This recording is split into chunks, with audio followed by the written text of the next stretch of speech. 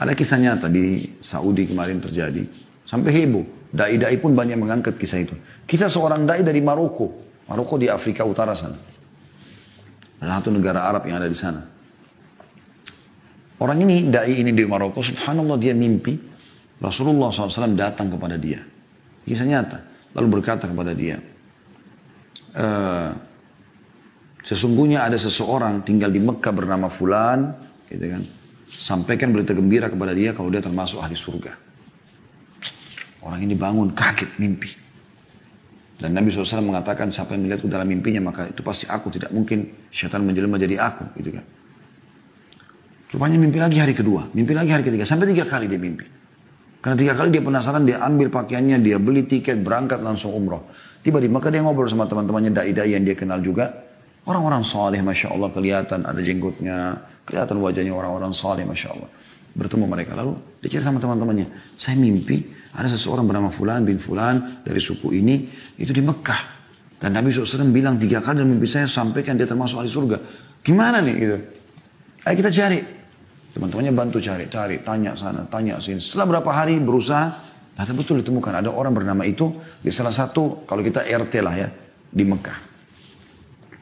Datanglah mereka ke sana, lalu kemudian menanyakan kepada Pak RT-nya kalau kita ya. Umdah gitu kan. Nanya, gimana nih?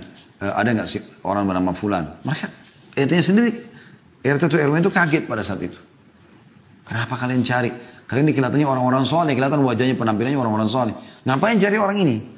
Ternyata orang ini buruk sekali di tengah-tengah masyarakat itu.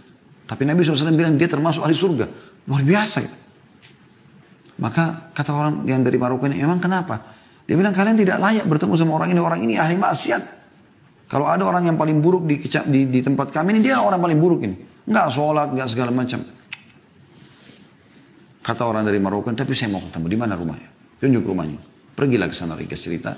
Begitu tiba di sana, kemudian ya, ketuk-ketuk itu dibuka sama orang ini. Keluar adalah orang yang penampilannya, dari penampilan saya subhanallah kelihatan kayak orang buruk gitu ya. Ada orang subhanallah karena maksiatnya walaupun tampan jadi jelek kelihatan. Ada orang subhanallah karena kesolehannya walaupun biasa tapi Allah berikan kelebihan. Seperti itu. Orang nyaman interaksi sama dia. Dia kaget ada orang-orang cari dia. Ada apa nih? Dia bilang kenapa kalian cari saya? Kata orang dari Maroko, apakah kau Fulan bin Fulan dari suku ini? Dia bilang iya. Dia bilang, saya mau menyampaikan berita dari Rasulullah SAW. Kaget orang itu. Rasulullah SAW? Berita apa? Dia bilang, saya si Fulan dari Maroko. Saya mimpi 3 hari berturut-turut. Rasulullah SAW menyuruh saya menyampaikan kepada kamu. Berita gembira kalau kau termasuk ahli surga. Kaget orang itu langsung tiba-tiba menangis. Saya? Kata dia, kata orang Maroko itu, iya. Demi Allah saya nggak bohong sama kamu. Saya datang dari Maroko jauh-jauh umroh ini. Hanya untuk bertemu dengan kamu menyampaikan itu. Dia bilang, demi Allah, akhi. Orang itu bilang, tidak ada orang lebih buruk daripada saya di sini. Bagaimana bisa saya dapat jaminan itu? Kata orang Maroko itu, saya nggak pusing dengan itu. Cuma saya datang khusus untuk menyampaikan itu. Dan saya mau tahu amalan apa yang kau lakukan ini. Sampai 3 hari betul-betul saya mimpi Rasulullah suruh sampaikan SAW. Berarti mereka kau termasuk ahli surga. Dia bilang, saya tidak ada. Kata orang Maroko, coba ingat. Hanya sampai dia ingat. Dia mengatakan, yang saya teringat sekarang. Tetangga saya ini, tunjuk rumah sebelahnya. Tetangga saya ini adalah seorang janda yang punya 3 anak. Hidupnya susah. Waktu suaminya meninggal, nggak ada yang menaungi mereka. Maka semenjak itu, dan sampai hari ini demi Allah, saya sudah bertekad untuk memberikan setengah gaji saya. Jadi setiap terima gaji, saya kasih ke mereka setengah, kepada saya setengah. Tidak ada yang tahu kecuali saya. Sama Allah subhanahu wa ta'ala. Kata orang Maroko tersebut, itu amalmu. Memenuhi hajat saudaramu muslim tadi itu. Kata orang soleh ini, ayo segera ikut sama saya ke Masjid Haram. Maksudnya ayo segera taubat kembali kepada Allah. Perbaiki amalmu. Ini luar biasa berita gembira. Orang itu ketakutan mengatakan saya tidak layak ke haram sekarang seperti ini. Ini di Mekah ini bayangkan aja. Lalu kata orang Maroko, baik siapkan dirimu. Dia bilang dia siap-siap. Dia mandi, dia bersih, dia pakai baju terbaik. Lalu dia ikut ke masjid. Kata orang Maroko ini begitu masuk masjid. Nangis orang ini.